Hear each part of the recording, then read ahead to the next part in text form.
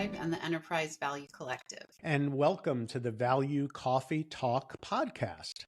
This podcast is a service of the Enterprise Value Collective, a community for business value-focused leaders and practitioners, and is sponsored by our value consultancy, Genius Drive. Our mission is to help accelerate and optimize the value articulation in each of your customer engagements and throughout the buyer's journey. And to help us with that today, we've invited Tom Stubbs. He's a top performing sales enablement leader, most recently with Pepsico as the Director of Capability and Execution Excellence.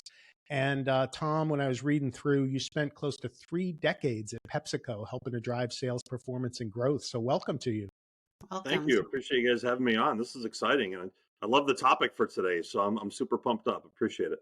Yeah. When it comes to customer engagements, research, it tells us that the top distinguishing characteristic of high performers, when we compare those sellers with the middlers and the laggards, it's that the seller leverages a value selling approach.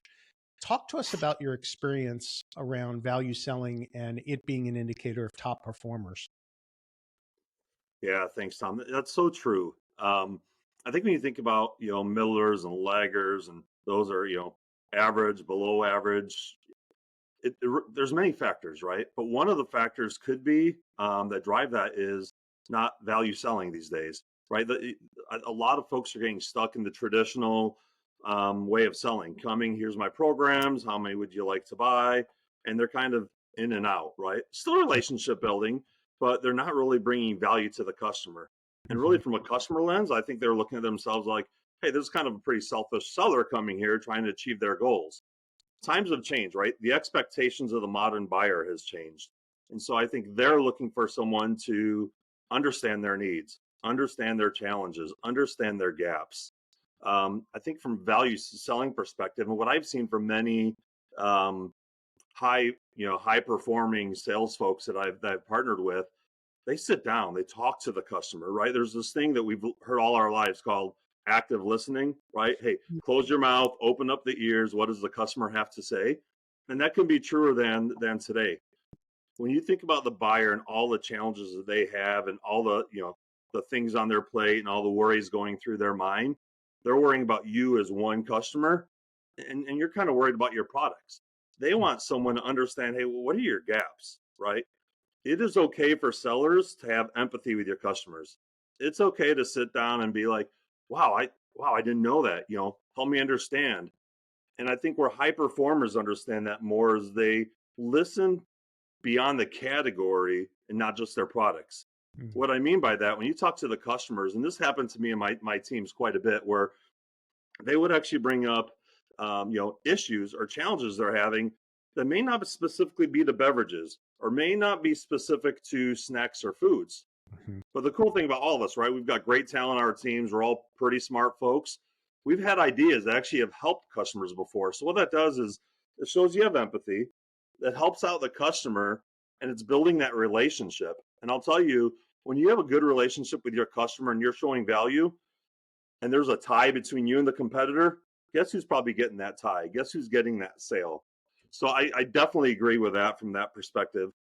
I'd also say with value selling these days, we need to have a consultative approach, right? We need to go in there kind of unbiased, unselfish, understand you don't need to have all the answers right away, right? I think a lot of folks are like, wow, if I ask these questions and I start listening to this, like, I don't have the answers. I don't know what he means when he's talking about X, Y, and Z.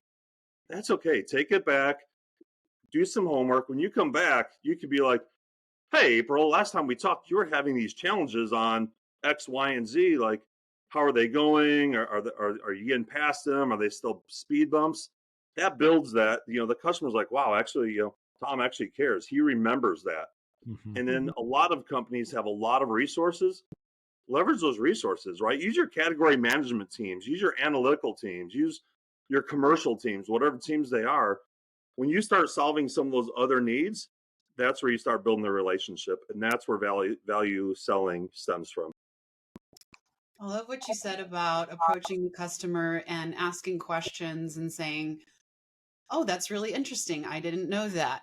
It's really interesting how a lot of sellers think they have to know all the answers, they have to understand everything that's said. And I think that kind of creates a fear of getting into the deep end of talking about customer challenges. Have you experienced something similar? Yeah, absolutely. I think we all feel like we've got to know the answers, especially with your customers, right? There's nothing wrong with it, right? We all learned this in school too. There's nothing wrong with saying, "Hey, that's a great question. I'll come back to you. Let me see what we can do." Now, once you do that, that's fine. But once you do that, the onus is on you for the follow up, right? Mhm. So I do think fear is a huge thing these days. Just from that perspective, I think we're all lot of perfectionists. Lot feel like we have to have the answers. And it probably does open up uncomfortable conversations sometimes, right, when you have a buyer sitting there. But I go back to the empathy and understanding, and it's something I'm a firm believer. It doesn't matter if you're selling beverages, if you're selling tires, if you're selling software, if you're selling music, right, instruments. We're in a people business, so the more that you can connect with your customer, the more that you can connect with your employees, because when you talk about value selling, it's a change, right? It's a different way of thinking, especially if you have long tenured folks. You need to develop those folks. You need to be able to um, develop them, coach them, connect with them, and you do that with your customers. So I'm a firm believer. It doesn't matter what you're doing. We're all in the people business these days, and to me, that's the connecting factor. Tom, I love how you said listen to understand and be curious and build that empathy instead of listen to just solution. Um, how did you get the sellers at PepsiCo? Like, what did you put in place to help enable this value selling muscle to be stronger within your team? Yeah, that's a great question, right? And it's a journey, to be honest, right? Whenever you're implementing something significant, a different way of selling, you have to start with building a culture, right? And I think that was the first thing we had to do is build that culture. Keep in mind, building a culture isn't always a challenge with your sales teams. Sometimes it's a challenge building that culture and changing that culture with your leadership team, Mhm. right? So it's got to be leadership led. And it's got to be customer centric. So I think the biggest challenge for us, to be honest, as we were doing this, is just getting all the leaders across headquarters and all of our divisions, right, to be married to the same approach. But it's really changing the culture. If you do a top down approach, I shouldn't say if you have to do a top down approach, right? Mhm. We have all had managers, leaders before. Whatever their priorities are, that's our priorities, right? So if I'm focused on value selling, but my leader isn't, the value selling isn't getting any attention. Mhm. So we started with that, and be honest, it took time just to get alignment. I couldn't put it in terms of months, but it takes time to be able to do that. Then to be able to change their culture, right? You've got to work with all your various teams. When you think about value selling, it's not your sales teams, not just your sales teams, I should say. It's your go to market teams, right? It's your marketing teams, it's your category management teams. So you have quite a few different cross functional teams, if you will, that you've got to be able to build this culture with. So, leadership led is number one. What we noticed is you would have our sales folks go into a store with one perspective. And what happens, we've all seen this when you look at the full cycle of selling. Selling isn't, doesn't happen until it's out the door, right? So you get a salesperson in the store and the customer is like, hey, Tom, XYZ happened. That had to be the driver. That had to be the territory manager. That had to be the ops guy. There's so much finger pointing, right? So changing your culture, you have to get everybody in the band to believe, right? To go to the Super Bowl, right? You have to have everybody on your team, all positions, to be Mhm. able to sing to the same music. So what we implemented to drive that culture, every quarter we selected one day, normally I want to say normally a Thursday, but across the entire U.S., across all 5 divisions, we called it Customer Trade Day. Mhm. What we did is we paired a sales rep with an ops person, with a territory manager, with a branch manager, with a director of sales. So we would have 4 to 5 people. They would meet up at a location and they would go hit customers that they share together. what that does is it creates this understanding. It creates this collaboration. I remember I have a lot of reps, sales reps and account executives go, holy crap, Tom, I didn't realize they have to go through all this shit, right? Mhm. Like, I Yeah. can't believe that, what they have in their day, and they've got 27 of my customers for that day. Yeah. So They it end up built with this, a job. it Yeah. absolutely it built this unity. Um, I think that one of the biggest powerful things though was a customer to see somebody coming from each department. Right now, as they're walking through the store, they would walk through the customer, and you would see a sales rep being like, "Hey, this is why we have to merchandise this way," right, to the driver or to the merchandiser. So for me, it's changing the culture, making sure it's leadership led, and making sure that you have this um, cross functional collaboration. If you don't build unity, you're never going to get there, right? Mhm. If you're doing this all siloed, you'll never get there. And I think the glue that held this together was before we actually did customer trade days, we would have a quick 60-minute call across, and we would have 4 or 5 thousand people on this call, big webcast, and we would talk about how to talk to the customer, how to collaborate with each other. What are the tools that you should be using while you're out there? So for us, we had a CRM solution and an interactive sales application. They would all open up their application and they would walk through the store. They're all looking at the information. So it's basically having a single voice, right? Single source of information. And to me, having the tools along with that is what helped get us there. I love what you said about like team unity and operating in cohorts together. It makes me think about like a jazz band. You know, if they're improvising, they know each other. Maybe they've played together a few different times. Someone can start a groove and everyone starts participating. And when you have a team that operates like that, it can create magic with the customer. You know, and There's so I love how everyone came together. You know, understood each other's roles and brought that out to the customer. The only thing I would add to that, though, I made it sound like it was simple, right? Like, hey, you just get everybody in the field for customer trade day, right? Yeah. Fires happen, right? People aren't showing up for work, all those types of things. That's where the leadership led has to come, right? So we actually had all of our VPs, all of our directors, and we actually had to have our president kind of set the tone for everybody. So I make it sound like it was a layup, but that's where the leadership led piece has to come into play. Makes a lot of sense. So, Yeah. I think we've that heard from, go ahead. oh, okay. I was just going to say, we heard from, a lot of tech companies who've implemented value selling in the field, but, we don't typically hear it from manufacturers like PepsiCo. So I'd be curious how, you see your program as different from the average. Yeah, that's a great question. So when you think about value selling, and I feel strongly that you can have value selling without a value program, right? You have a certain products for a certain customer. It's easy to go in, identify the values, put it in place. When you're a company that has a wide variety of products crossing a wide variety of categories, and you're coming to a customer with, sometimes 10, 15 different types of promotions that you're trying to get floor space, price reduction, lobby space, all that type of stuff. The program, the nice thing about that is you bring all these different things to a customer, right? Like, hey, I can take care of the nutritionist, I can take care of the kids that just played football, right? We got Gatorade, we've got snacks, all this type of stuff. So there's value in that. There's a program that you bring together. Value selling, I don't think you can have a value program without value selling though, because Mhm. you still need to understand your customer. You still need to understand your customer's needs. And I think from a value selling perspective, if you understand your company's priorities, right, you know what your big bets are for the quarter, right, for the Mhm. period. You marry that up with what you're understanding from your customer. To me, that's kind of utopia, right? So, although I think you can have a value program that brings marketing, category management, all these different, like a holistic program to a customer, you can't abandon value selling. You still need to be able to have that to drive that, right? Otherwise, you're basically throwing stuff against the wall to see what sticks.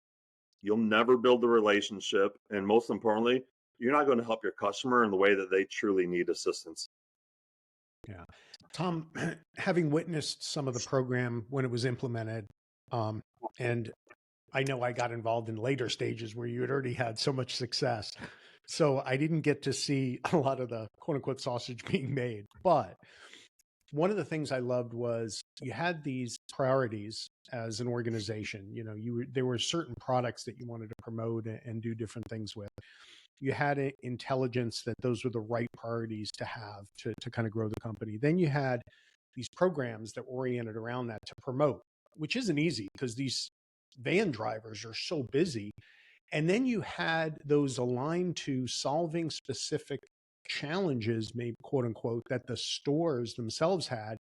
And then couple that with like personalized insights on the stores themselves. Talk about the kind of the orchestration of all of that, because we're making it sound simple, but there was a lot that had to come together to kind of create this.